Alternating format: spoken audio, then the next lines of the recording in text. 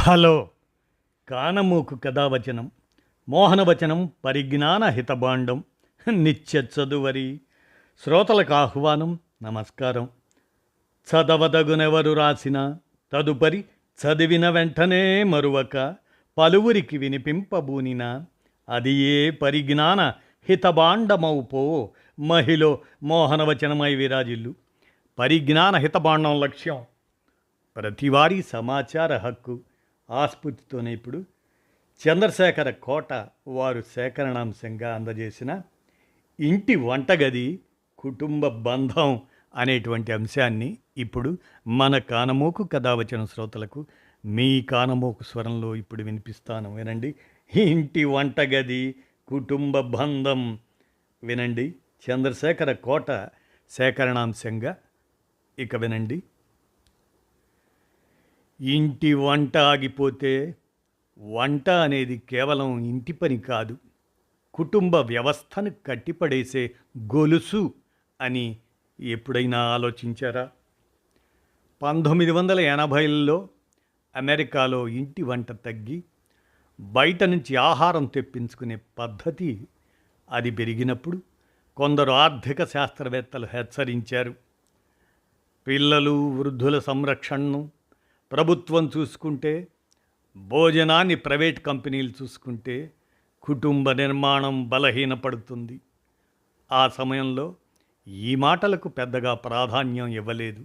కానీ తరువాత ఏమైంది? 1971లో 71% అమెరికన్ కుటుంబాలు భర్త, భార్య, పిల్లలతో కలిసి ఉండేవి. ఇప్పుడు అలాంటి కుటుంబాలు కేవలం 20% మాత్రమే మిగిలాయి. మిగతా వాళ్ళు ఎక్కడికి వెళ్ళారు? వృద్ధాశ్రమాలకు, ఒంటరి అపార్ట్మెంట్లకు, లేక విరిగిపోయిన జీవితాలకు. 15% మహిళలు ఒంటరిగా జీవిస్తున్నారు. 12% పురుషులు కుటుంబాల్లోనూ ఒంటరిగా ఉంటున్నారు. 41% పిల్లలు వివాహేతరంగా పుడుతున్నారు. వివాహ విచ్ఛేదం మొదటి పెళ్లిలో 50%, రెండవ పెళ్లిలో 67%, మూడవ పెళ్లిలో 74%. ఇది యాదృచ్ఛికం కాదు. వంటగది మూతపడటానికి వచ్చిన సామాజిక ఖర్చు. ఇంటి వంట అనేది కేవలం ఆహారం కాదు, అది ప్రేమ, అనుబంధం, ఆత్మీయత. కుటుంబం మొత్తం కలిసి భోజనం చేస్తే హృదయాలు దగ్గరవుతాయి. పిల్లలు పెద్దల నుంచి నేర్చుకుంటారు.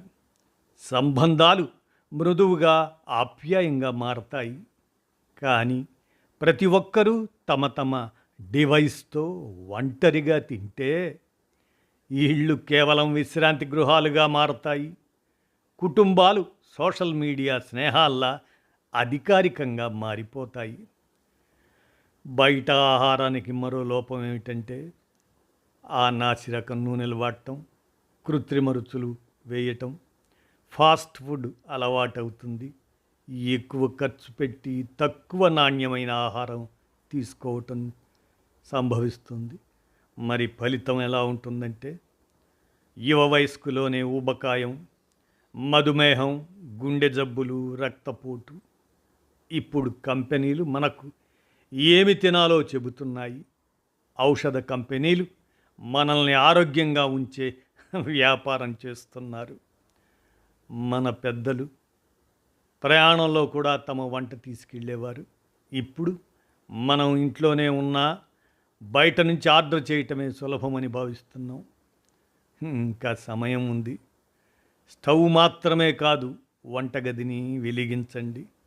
సంబంధాలు, ప్రేమ, భద్రత, సంప్రదాయం, ఆరోగ్యం మళ్ళీ పునరుద్ధరించండి.